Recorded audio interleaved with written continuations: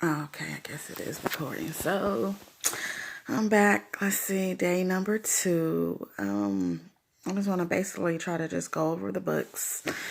And so here it is. Don't Make Me Act a Fool. This is my first book. Not the first one reading, but the first one actually published. Let's go ahead and just do the introduction. Let me read some of this. Have you ever been so pissed off you're about to explode? The stress is building up and you're about to slap the hell out of anybody who gets in your way. Your parents are driving you crazy. Your sister is a pain in the neck, and your lying-ass boyfriend should have gotten a boot months ago. The only sane person in your life is your best friend, but you both are about to drive each other crazy if you have to listen to each other's problems just one more time. All I can say is keep pushing me to the edge, and I'm about to act a fool. That's like my introduction. Well, I guess in bio you would consider it. There's Amici Michelle Wright, grew up in Stockton, California. She's the mother of 2 and now lives in Elk Grove, California. This is her first novel. So it's like I said, basically it's about a teenage girl going through high school, dealing with a boyfriend. She meets a guy, and like I said, he's a bad boy, and of course we meet the ones you're like, oh, he got the candy Mustang. Oh, he might sell a little something. That's attractiveness when you're going through the teenage phase. I went through that phase. We all go through that phase or some type of phase. Doesn't mean he has to be in the streets. It could be the star basketball player at high school, the football player, somebody. It's just that attraction is that one that everybody's into, everybody wants to talk to, everybody's gonna holler at you, but you hoping that, y'all have that connection. And it happens.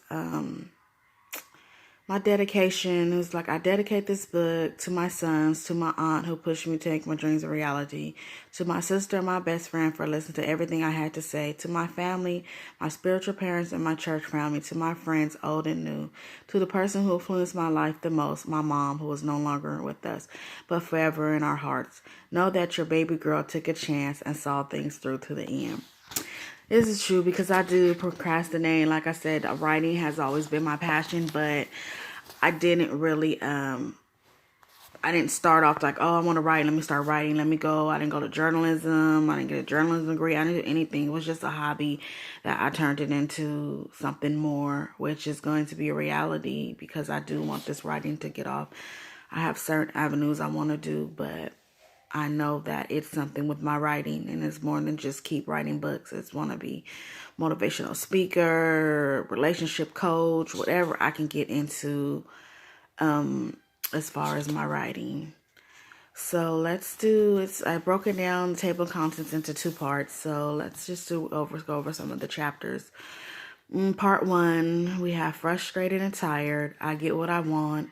What they don't know, summertime, a party ain't a party till I walk in, classes in session, a birthday girl, love me or leave me, here we go with the drama, girls just want to have fun.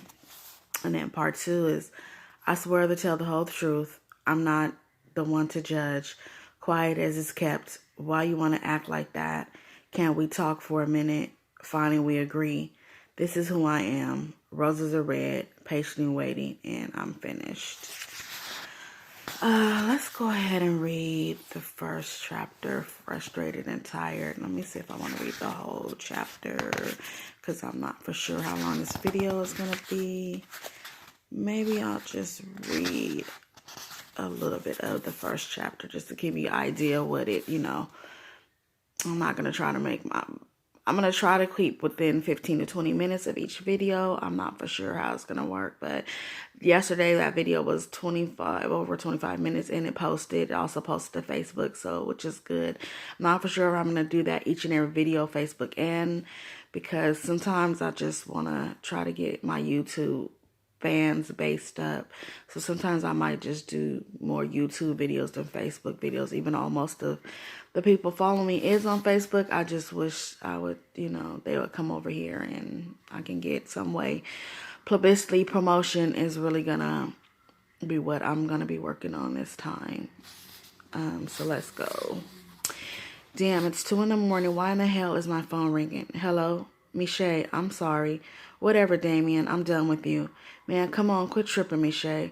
What? You sleep? Yes, Dame. What do you want? Baby, I love you. Damien, you don't love me. Man, I know I messed up, but baby, you know how the game goes.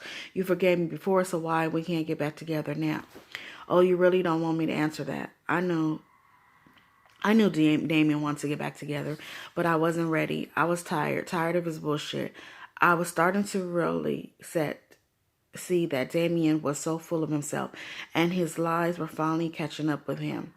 I was fed up with this relationship, and I wasn't going to continue to allow Damon to play me for a fool. You see, my parents were real old-fashioned. They wanted me to make better choices, and that's why we're always disagreed on the friends I had and the guys I was into. My father, Richard, worked at a nightclub, and my mom, Beatrice, worked for the police department. I have a younger sister, Michelle, who is too damn grown for her own age. After I graduated from high school, my mom retired from the police department. She put in 25 years. She worked in the Community Resource Intervention Department as a supervisor. Her job was to supervise various programs throughout the community. These programs were for ex-gang members, teenage mothers, single parents, and at-risk teens. Even though my parents had enough money to pay for my out-of-state tuition, they convinced me to stay in town for college. I was spoiled. I knew it, and my parents knew it. It was a 4-year difference between me and Michelle. Once Michelle came along, I still didn't see why I shouldn't have my way. I mean, they chose to have another baby. My parents had become uppity. For years, we struggled. I grew up in the hood like everybody else. I know what it felt like to be broke. I had my fair share of bologna sandwiches, noodles, hamburgers with white bread, and Vienna sausages instead of hot dogs because they were cheaper. My dad worked at Clover's for 15 years before they made him co-owner, and they only did that because he invested so much money in the place and kept it going. When the city decided to shut it down, my dad paid the money to keep it open. He worked as a bartender on the door and even started a restaurant in the back. Before his restaurant, the place had less than 100 people each week. My dad was older than my mom by 15 years, so he was set in his ways. He was a real good chef, and my mom was a great cook too. I learned how to cook from the both of them, so I would help out as well. Once things started to pick up, my dad ended up buying a nightclub. That's when all the changes started. I was in the 6th grade, and my parents decided we should move.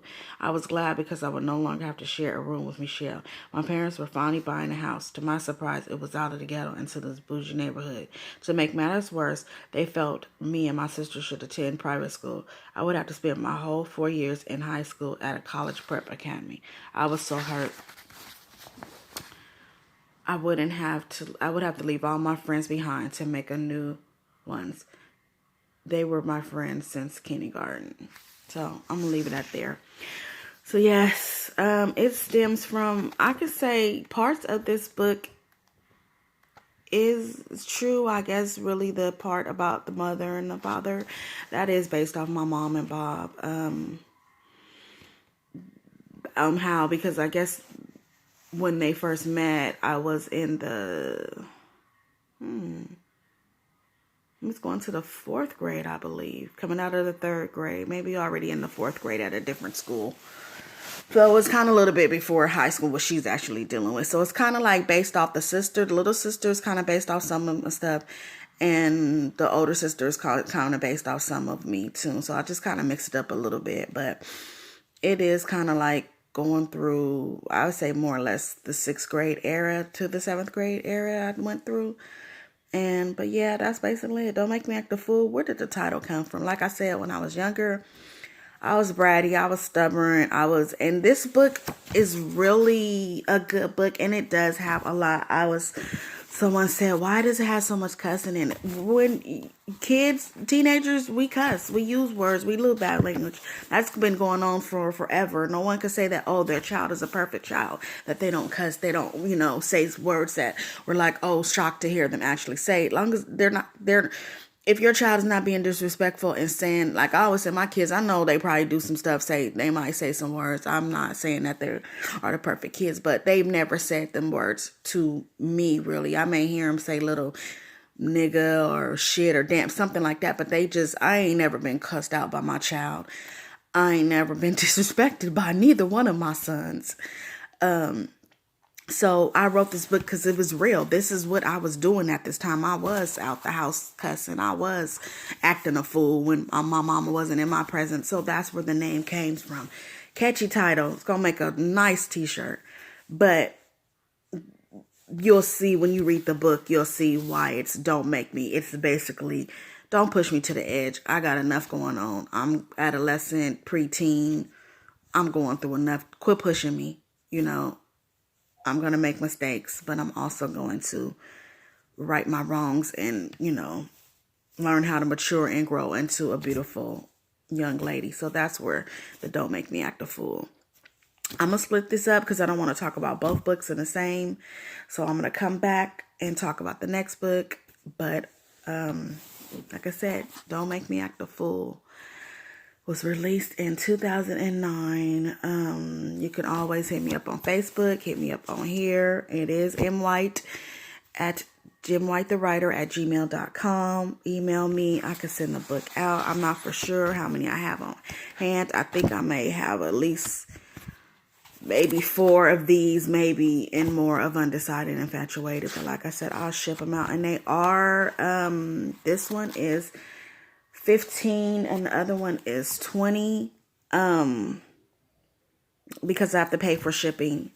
But like if you're in Sac and you want to stop by my house or meet me at Starbucks, I'll let this one go for $10. But if I have to ship it, it's $15. So, yep. And I am the urban author, Miss Michelle White, aka the Urban Writer.